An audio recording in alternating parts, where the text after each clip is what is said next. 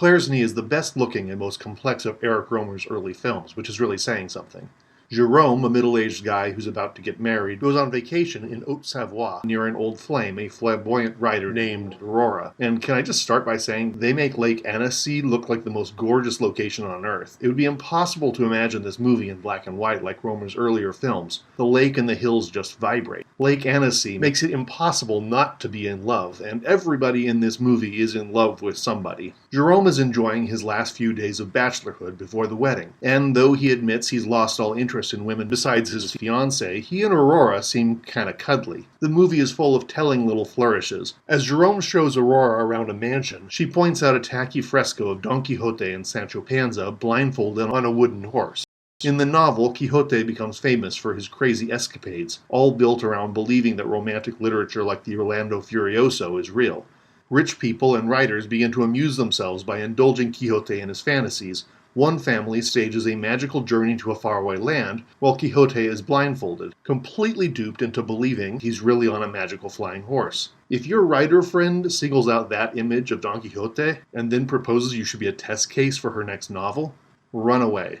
Run away now.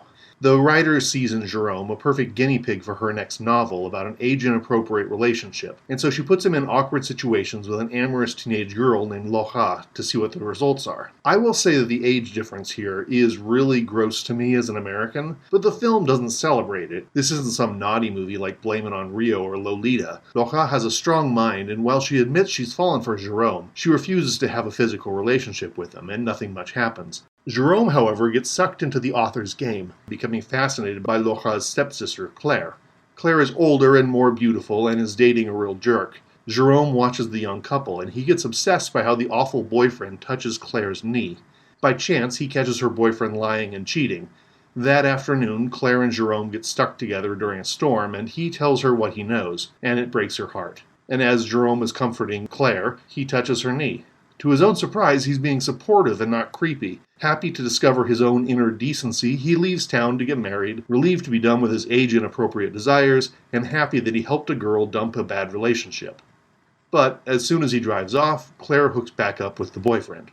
I should mention that Fabrice Lucchini is in this. He plays a nerdy suitor to the younger sister. Lucchini went on to become a successful actor in French cinema, starring in many other roles like Beaumarchais in Beaumarchais l'Insolent, the author of Barber of Seville and The International Spy who made American independence possible. Highly recommended. But back to Claire's knee. As Jerome leaves town, Aurora, who spent this whole film manipulating her friend's love life, casually mentions to Jerome that she's engaged. The protagonist has been too self-involved to have ever asked about his friend's life. In a lot of Rohmer movies, the women have off-screen lives that the men never think about. The wife in Love in the Afternoon knows exactly what her husband's been up to. Suzanne in Suzanne's career is much less dependent on the protagonist and his brutish best friend than either of the boys imagine. Jerome believes, as we all do, that he is the main character, but Aurora, Laura, and Claire are all living their lives just fine without him. Jerome leaves town thinking he's learned important lessons, but he hasn't learned or accomplished a single thing. His epiphany is a phony, and that self-doubt is one reason I love Eric Rohmer's films.